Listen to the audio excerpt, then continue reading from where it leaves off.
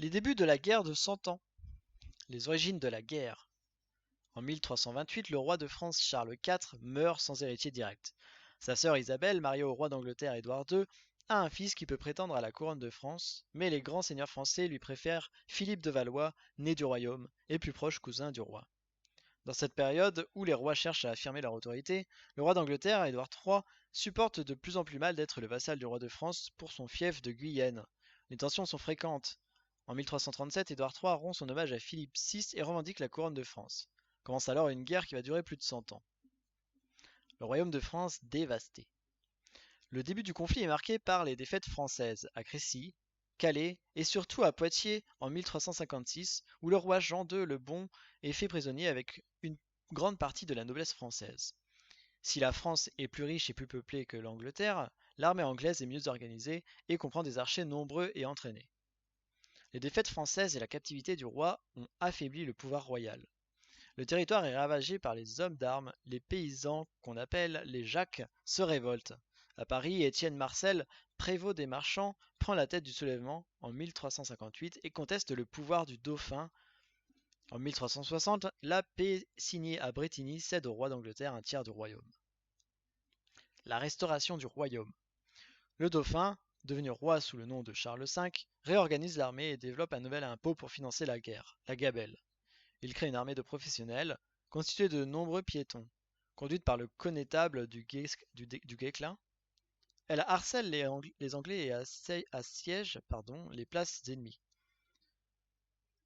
En 1380, les Anglais ont perdu presque toutes leurs possessions en France. Donc le connétable, c'est un commandant de l'armée du roi de France. Le dauphin, c'est le nom donné au fils aîné du roi, le duc du Dauphiné et héritier. Et la gabelle, c'est un impôt sur le sel payé au roi. Le rétablissement de la France divisée et envahie.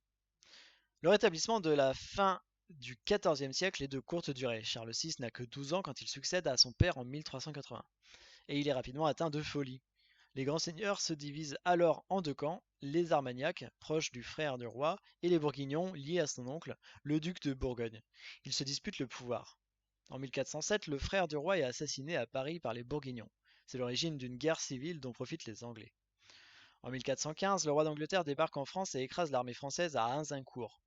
En 1420, le traité de Troyes livre la France aux Anglais. Charles VI déshérite son fils et marie sa fille Catherine au roi d'Angleterre, Henri V, qui devient ainsi l'héritier du royaume de France.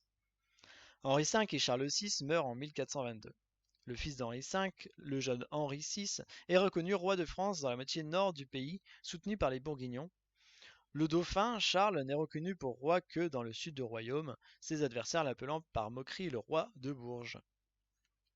Jeanne d'Arc et la libération de la France. Les malheurs de la guerre ont fait naître chez les Français la haine de l'envahisseur. Une jeune paysanne lorraine, Jeanne d'Arc, dit entendre les voix de saints qui lui ordonnent de bouter l'anglais hors du royaume. Elle obtient du dauphin une petite armée avec laquelle, en 1429, elle libère Orléans assiégé par les Anglais. Jeanne persuade ensuite le dauphin d'aller se faire sacrer à Reims, ce qui entraîne le ralliement de nombreux seigneurs et de villes. Mais Jeanne est capturée par les Bourguignons et livrée aux Anglais, qui la font juger et brûler comme sorcière à Rouen en 1431.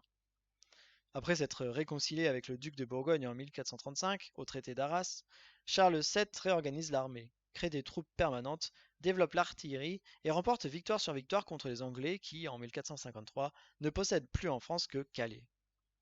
L'artillerie, c'est le matériel de guerre comprenant les armes à feu, les canons, et la guerre civile, c'est une guerre entre les habitants d'un même pays.